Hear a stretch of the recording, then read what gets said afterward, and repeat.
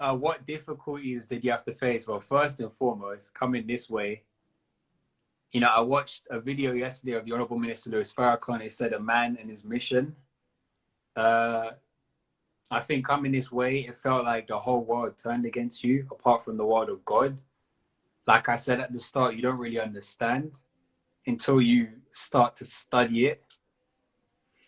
It felt like friends went against me when I wanted to start becoming better. Like they all turned against me.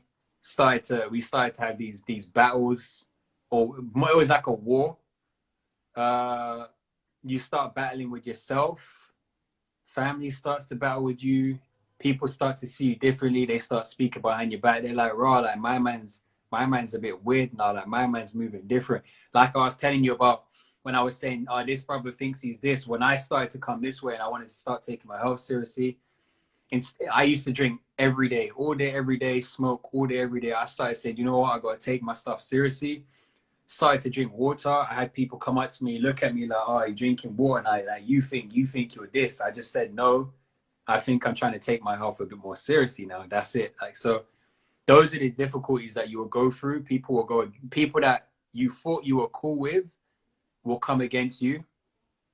People that you thought loved you will come against you, will do things to you, will hurt you.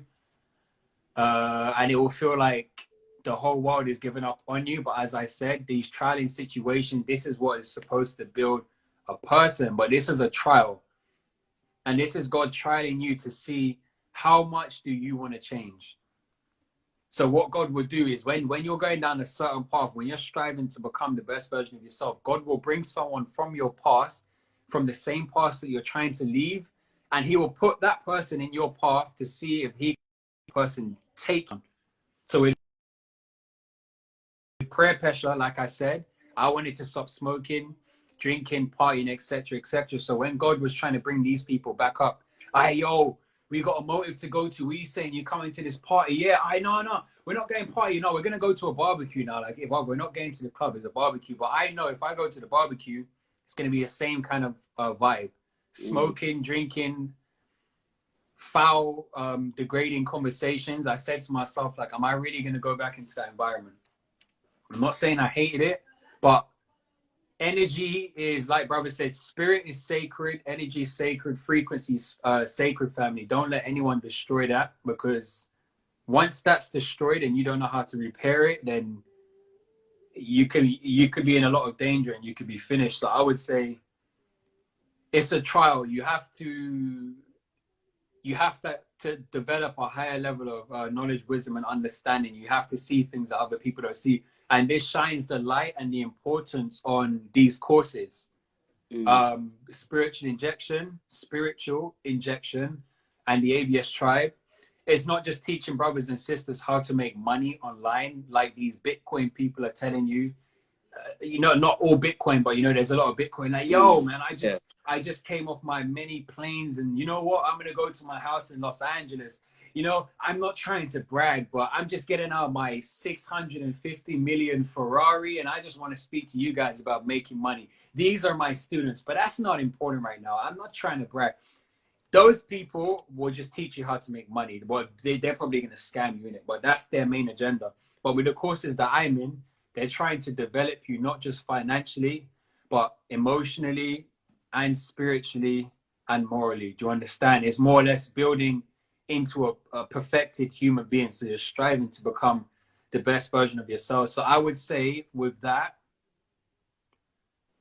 stay connected to the source, because I know exactly what that feels like. The brother said, things that you've passed through that made you feel like quitting on yourself, quitting on your dreams, is because we have to be tapped into whatever's motivating us to strive to become the best version of ourselves.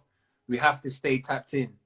So when you men are bunning the zoot, in order for you to maintain that high, you got to keep bunning that zoot. You got to keep rolling your spliffs. You got to keep going to your brother and saying, yo, man, I need to re-up. Because if you don't do that, what's going to happen is your high is going to run out.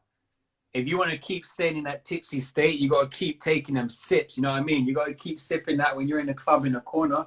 So if you're striving to become the best version of yourself and you want to be the best version of yourself, family, you need to stay connected to that person that is trying to, that person that's inspired you to come on this path. So for me, it was Brother Ben X.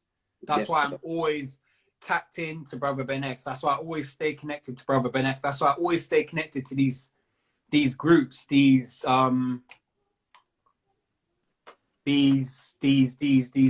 classes, because they help me and they develop me.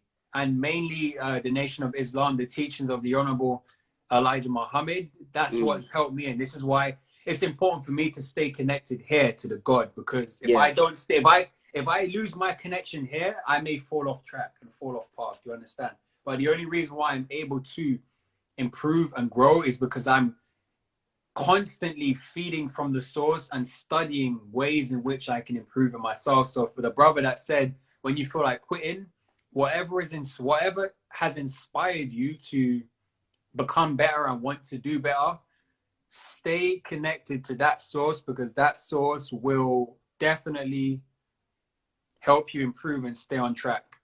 Yes, sir.